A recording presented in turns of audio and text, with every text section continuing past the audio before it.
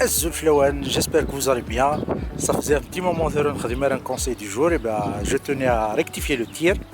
J'espère que vous allez tous bien. Essayez, j'aimerais qu'on parle d'un sujet qui me tient à cœur, un sujet que, avant de vous donner le conseil du jour, j'aimerais vous parler d'un truc qui a un lien avec le conseiller, bien sûr. C'est la famille. Il faut savoir que le sujet de la famille, il a toujours été, pratiquement toujours été traité dans les films, dans l'histoire du cinéma. Il y a beaucoup de films qui parlent de famille, les films, même films, séries et tout ça.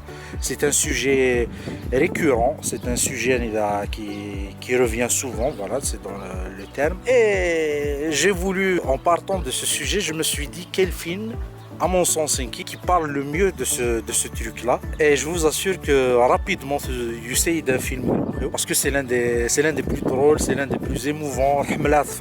Je me le mate même presque comme rituel chez moi. C'est devenu un rituel au fil du temps, et il s'agit de La Famille Tenenbaum.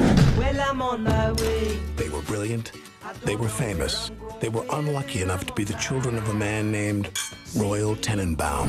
Ce n'est pas le plus connu, on est d'accord. Ce n'est pas le plus quand on dit famille, ce n'est pas le plus ce n'est pas le premier qui vient à l'esprit. Il y a beaucoup d'autres films qui parlent de famille. Je pourrais prendre comme exemple Le Parrain, Kramer contre Kramer, Little Miss Sunshine ou bien Coco, même les Simpsons. Il y a beaucoup de séries qui parlent de ça au fil du temps.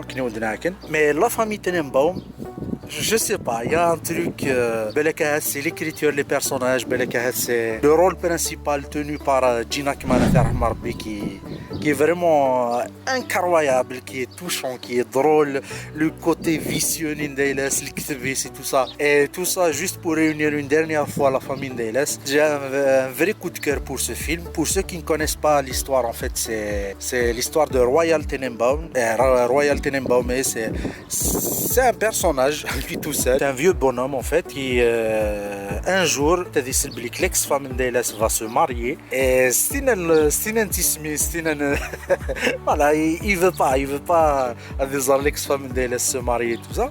Il va prétexter une maladie qui va l'emporter, comme quoi de contacter l'ancienne famille, alors qu'il faut savoir que pratiquement la famille n'y a parce qu'il a commis des trucs au passé, c'était pas vraiment un modèle de père. Bref, de contacter comme quoi et tout ça, dans l'unique but de saboter le mariage de la famille, l'ex-famille plutôt. Mais au fur et à mesure, ils vont le recotoyer parce qu'ils vont accepter de la maison familiale.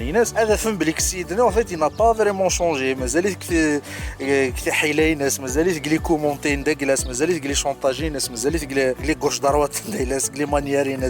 en tout cas, c'est un pur chef-d'œuvre. C'est un film réalisé par Wes Anderson. Il faut en 2001 si je me souviens bien, avec Ben Stiller, Gene Hackman dans le rôle titre, Danny Glover, Gwyneth Paltrow. En tout cas, un casting de ouf, un casting incroyable, 5 étoiles. Wes Anderson, c'est un réalisateur qui a vraiment une patte. Il a une patte narrative et visuelle. Les deux on peut pas les dissocier en fait. Ça a vraiment un truc unique. Et c'est un film, à regarder entre potes. C'est une excellente histoire. C'est pas son meilleur, je comprends pas. Donc pour moi, c'est vraiment le top de Wes Anderson. Après, Belek, c'est générationnel. Je dis ça parce que j'ai découvert les films de Wes Anderson à travers La Famille Tenenbaum. La fin d'Ailes, elle est touchante, elle est sublime, elle est vraiment dosée comme il faut. En tout cas, foncez le découvrir.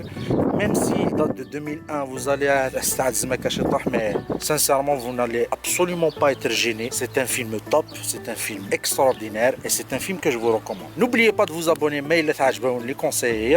D'autres conseils viendront et la chaîne, TikTok, peu importe.